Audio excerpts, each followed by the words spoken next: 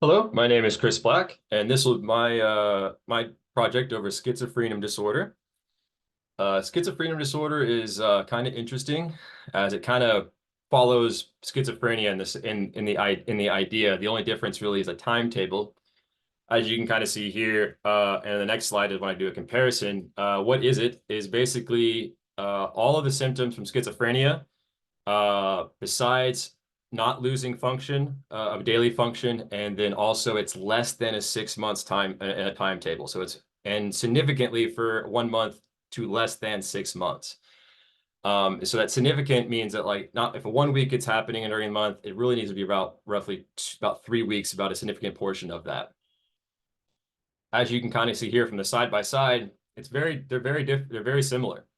One shows that they both don't need major depressive or manic or missed episodes. That kind of leads into schizoaffective disorder and mood disorders.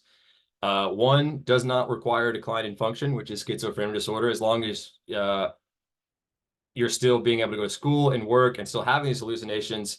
You didn't have a decline in function, as schizophrenia usually requires a decline in function, missing work, missing school, missing events. And then again, the timetable is again highlighted here. It's less than 6 months. And then after that point in time, you come something with provisional. And this is where schizophrenia and schizophreniform enter the DSM. It was really in the 19th century, Emil Kraepelin, if I believe I pronounced that right, ended up just studying schizophrenia without really coining the phrase yet or using the label schizophrenia. It was more about delusions, hallucinations, and mood disorders, and he wanted to study these. And then it was later this Eugene Bleuler kind of coined the phrase schizophrenia in his presentation in Germany. Schizophreniform came in a DSM-5, so it's kind of a newer kind of thing. When it started, they really needed to describe something that happened before or prior to 6 months. Schizophrenic disorder that happened less than 6 months is kind of where they were looking at here.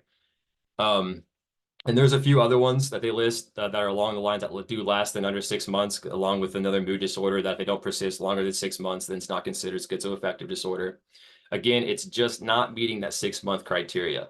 And what they do here is that if you have a client who is, let's say, about 5 months, maybe even close to that 6 month mark, but they haven't really kind of preceded it or gotten close to it, they're labeled with a diagnosis of schizophrenia disorder provisional.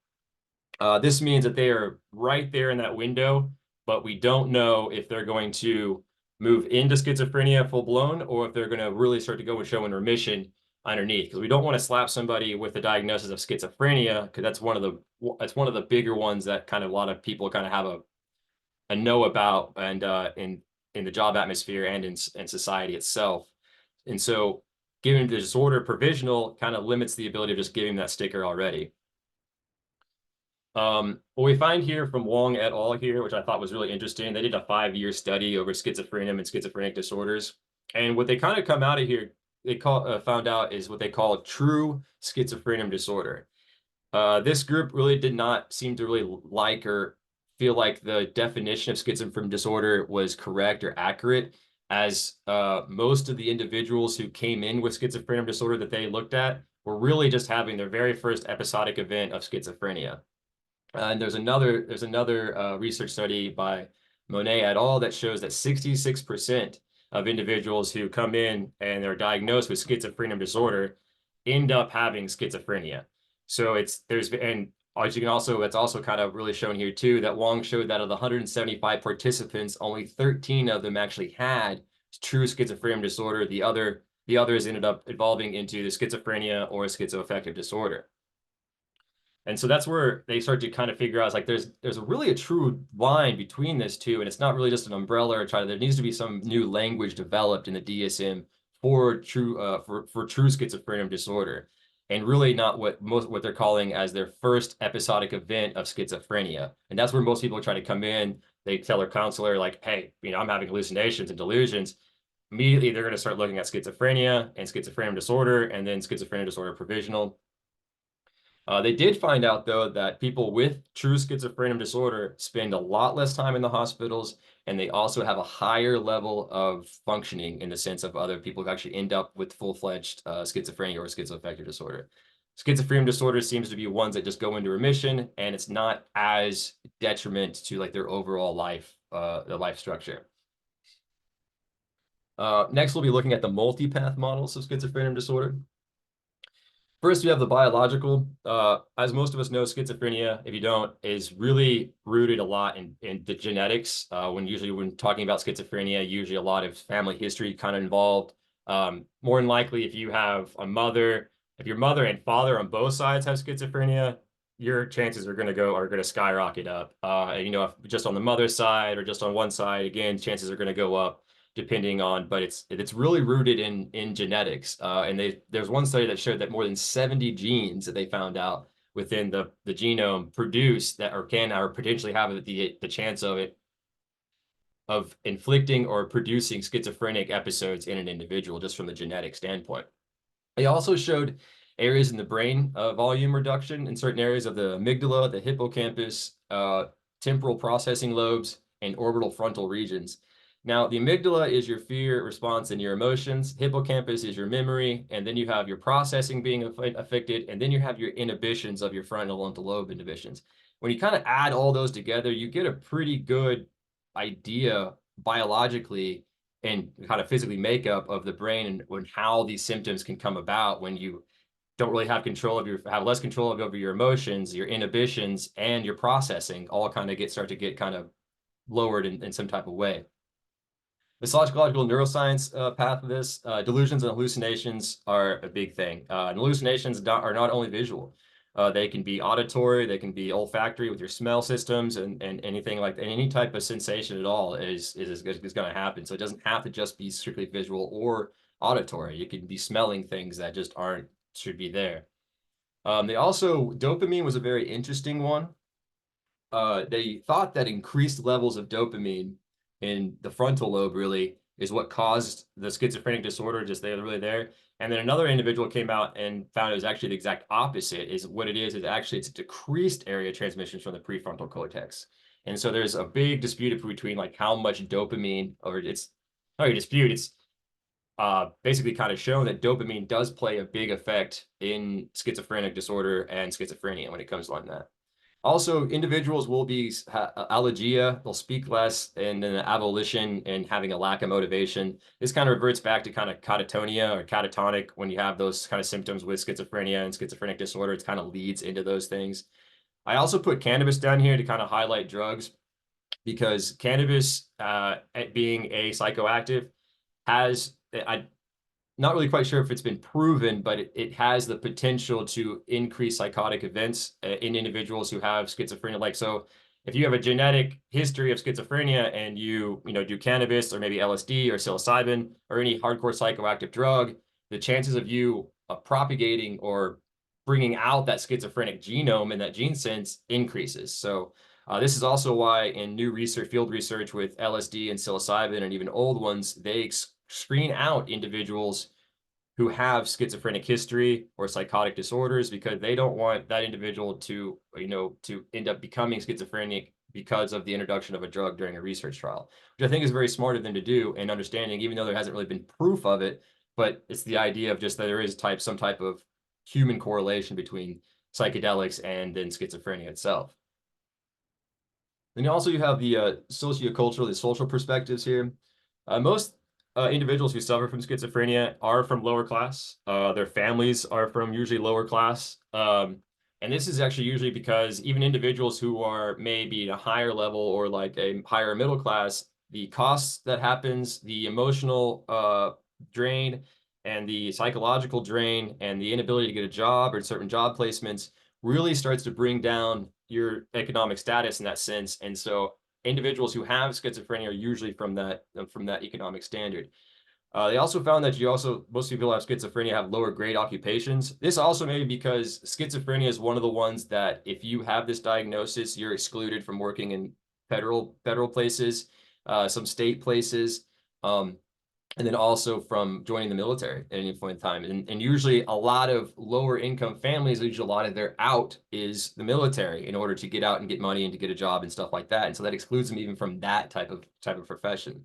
And they also found that urban cities seem to have a larger a larger percentage of individuals who suffer from schizophrenia or schizophrenic disorder or schizophrenia disorder than individuals who live in rural areas.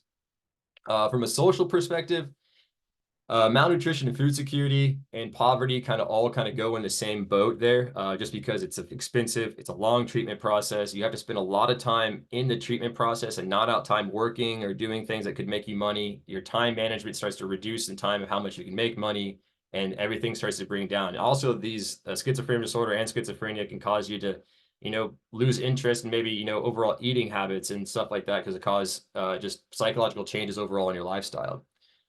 We mentioned discrimination before. Like I said, schizophrenia, just mentioning the first phrase of any word, schizo, it's kind of a derogatory term now, in the sense of like using that phrase of schizophrenia, schizophrenic, schizophrenic disorder, schizoaffective, automatically puts into individuals' brains, like, oh, you're crazy. That's the first connotation, because schizophrenia is the one we think about when we think about people seeing things and hearing things that aren't there and being kind of off the wall and kind of disheveled and crazy. So it gets that even from, Hollywood media and stuff like that. Schizophrenia is that one. So even schizophrenic disorder is going to come into that derogatory or discrimination event of just because it's attached to schizophrenia. Even though they may not develop full-fledged schizophrenia, they're still going to be in that box that we've kind of put schizophrenia in.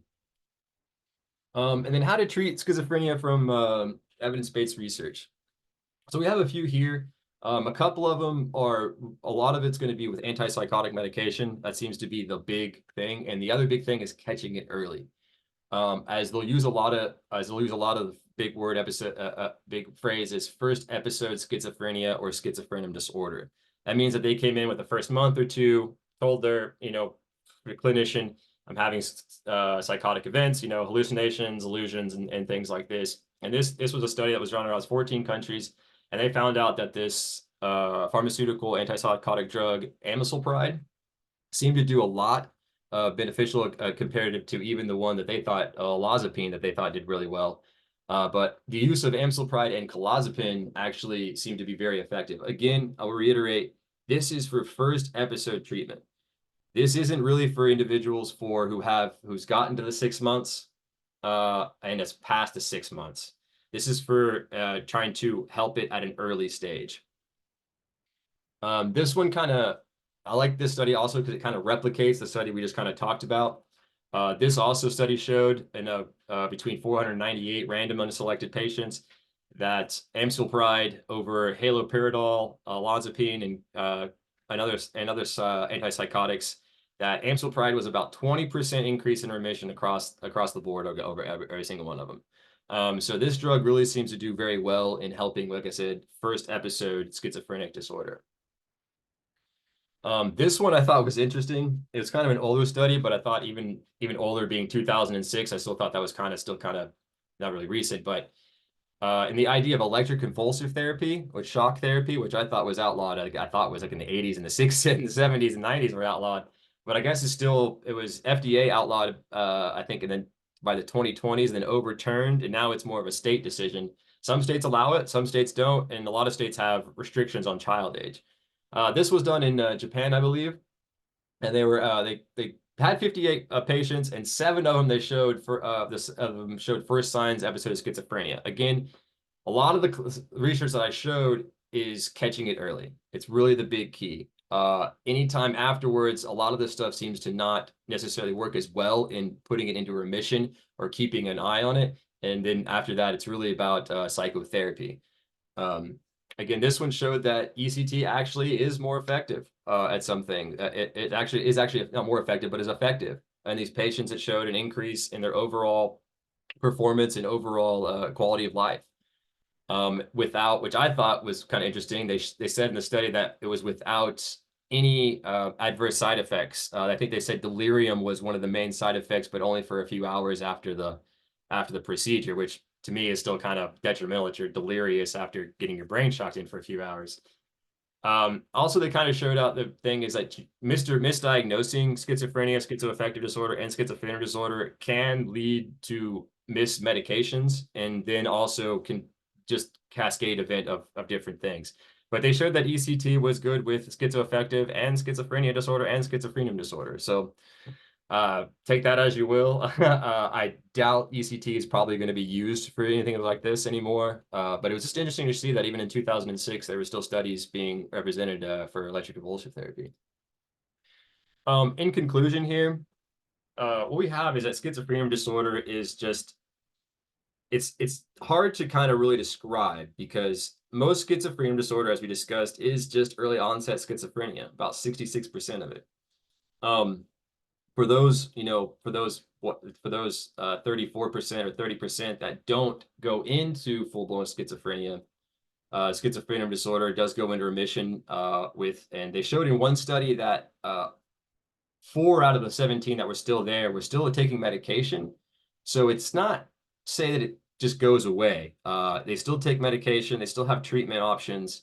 So that's why schizophrenia disorder is kind of one of those, it's a weird hodgepodge between schizophrenia and non.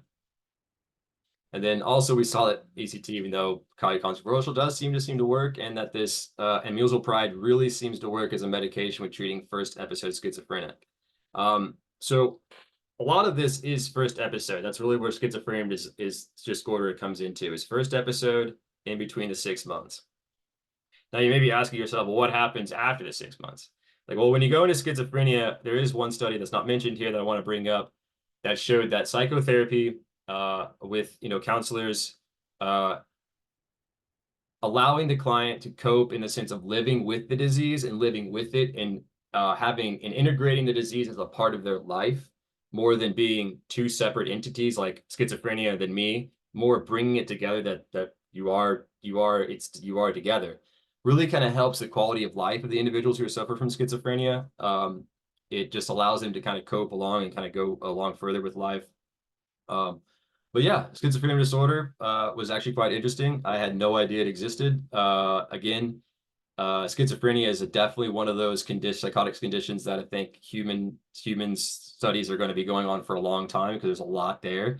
We still don't really understand fully about it, really. Just why does somebody see hallucinations? Why do the hallucinations, what do they really mean? And things like this. And so I thought it was really kind of interesting. I appreciate you staying with me today, and I hope you enjoyed it as much as I did. Thank you. Bye.